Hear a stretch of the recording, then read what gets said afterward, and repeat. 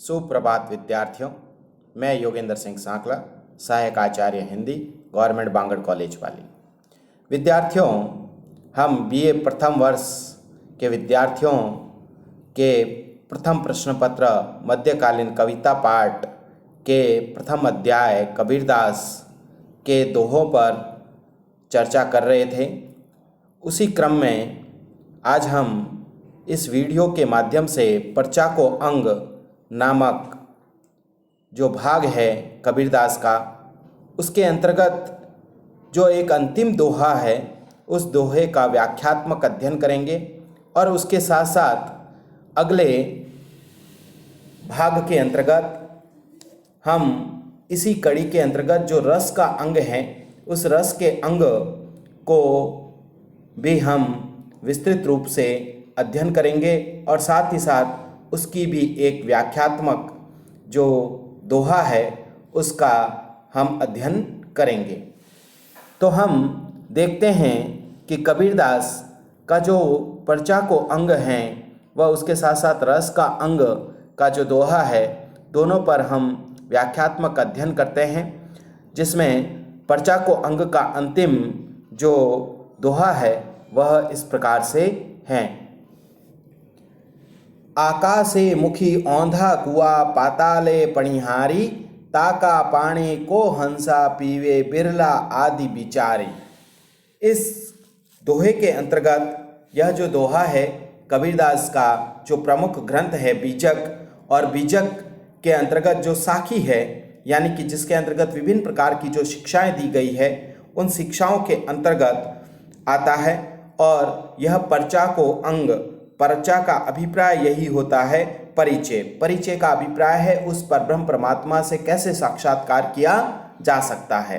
तो उसी साक्षात्कार को इस दोहे के माध्यम से अभिव्यक्त किया है, जिसके अंतर्गत एक रहस्यवादी विचारधारा भी है, जहाँ पर रहस्यवाद की जो अवस्थाएं आती है, जिसमें ज्ञाना अवस्था है या साधना अवस्था है या फिर हठ योग का जो वर्णन है, वह सभी कुछ हमें इस पद के अंतर्गत देखने को मिलता है। तो कबीरदास जी इस दोहे के माध्यम से उसी परब्रह्म परमात्मा के ज्ञाना अवस्था, साधना अवस्था और हठ योगात्मक साधना का पूर्ण रूप से वर्णन करते हुए क्या कहते हैं उसका हम विस्तृत अध्ययन कर रहे हैं। जैसे देखें तो आकाशे, आकाशे का मतलब होता है आकाश, मुखी यानी मुख, औंधा, औंधा का मतलब होता है उल्टा, ठीक है ना, मतलब औंधे मुख वाला, जैसे कोई उल्टा हो। पाताले पणिहारी, और पाताल में क्या है, पणिहारी, पणिहारी यानी पानी भरने वाली। लेकिन यहाँ पर इन सभी का अभिप्राय एक आध्यात्मिक रूप से लिया गया है। आकाशे का मतलब यहाँ पर है शून्य, शून्य यानी कि वह परब्रह्म परमात्मा का जो निवास स्थान है वह कैसा है, शून्य के समान है। और औंधा कुआ, औंधा कुआ का मतलब होता है नीचे की ओर मुख वाला जो कुआ है उस ईश्वर का निवास स्थान। और पाताले पणिहारी, और पाताल में निवास करने वाली कौन है, कुंडलिनी। पणिहारी किसे कहा गया है यहाँ पर, कुंडलिनी को, ठीक है ना। तो अब हम देखते हैं यहाँ पर तो क्या कहा है कि आकाशे मुखी औंधा कुआ, यानी कि आकाश यानी शून्य उस परब्रह्म परमात्मा में औंधे मुख वाला कुआ है, यानी कि उल्टे मुख वाला क्या है, कुआ है। किसमें, कि वह शून्य आकाश में, उस परब्रह्म परमात्मा के शून्य आकाश में क्या है, औंधे मुख वाला यानी उल्टे मुख वाला क्या है, कुआ है। पाताले पणिहारी, और उसमें जल भरने वाली जो पणिहारी है वह नीचे पाताल में निवास करती हैं।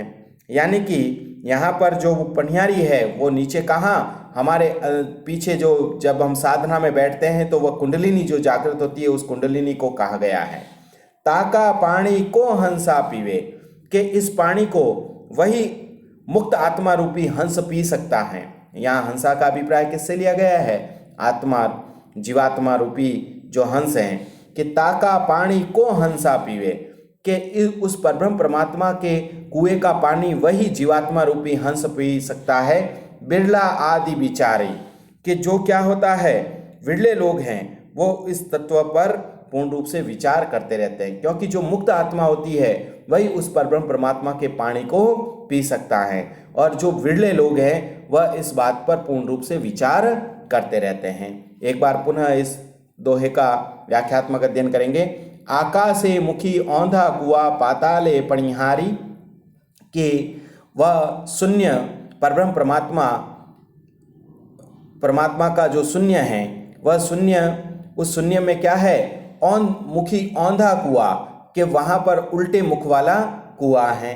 पाताले पणिहारी, और पाताल में जो है वह पणिहारी, यानी कि कुंड, पाताल में कौन पानी भरती है, पणिहारी ने, यानी कि वहाँ पर वह कुंडलिनी रूपी पनिहारियाँ हैं, वह वहाँ पर पानी भरती हैं। ताका पानी को हंसा पीवे, कि उस परब्रह्म परमात्मा के इस शुद्ध जल को वही जीवात्मा रूपी हंस पी सकता। वह जीवात्मा जो है वही क्या है, उस पानी को पी सकती है, उस परब्रह्म परमात्मा के। विरला आदि विचारी, जो विरले पुरुष हैं वो इस बात पर पूर्ण रूप से विचार करते रहते हैं। यदि हम विशेष के दृष्टिकोण से यदि देखें तो इस दोहे के अंतर्गत जो है वह पूर्ण रूप से एक रहस्यवादी विचारधारा पूर्ण रूप से उद्घाटित हुई है। उसके साथ साथ हम देखते हैं कि यहाँ पर साधना अवस्था को पूर्ण रूप से उद्घाटित करने का भी प्रयास किया गया है, जहाँ पर एक साधना परक स्थिति को व्यक्त किया है, उसके साथ साथ उसमें ज्ञान परक बात को भी पूर्ण रूप से अभिव्यक्त करने का प्रयास किया गया है। उसके साथ साथ हम ये देखें तो उस परब्रह्म परमात्मा से साक्षात्कार की स्थिति का भी यहाँ पर वर्णन हमें देखने को मिलता है। रूपक अलंकार का प्रयोग हुआ है, उसके साथ साथ विरोधाभास अलंकार भी दिखाई देता है, जैसे औंधा कुआं जो आया है, यानी उल्टे मुख वाला कुआं, तो जहाँ विरोधाभास अलंकार भी हमें देखने को मिलता है। उसके साथ साथ अन्योक्ति के माध्यम से भी समझाने का प्रयास, यानी किसी अन्य उक्ति के माध्यम से भी समझाने का प्रयास किया गया है। उसके साथ साथ हम देखें तो यहाँ पर एक प्रसाद गुण की भी प्रधानता हमें दिखाई देती है, शांत रस की मूलभूत रूप से प्रधानता भी हमें देखने को मिलती है, और सदुकड़ी भाषा का प्रयोग हुआ है। अब हम इसी क्रम के अंतर्गत कबीरदास जी के पर्चा को अंग के दोहे यहीं पर समाप्त होते हैं। अब हम अगले दोहे के रूप में हम देखते हैं तो हमारे सामने आता है रस को अंग।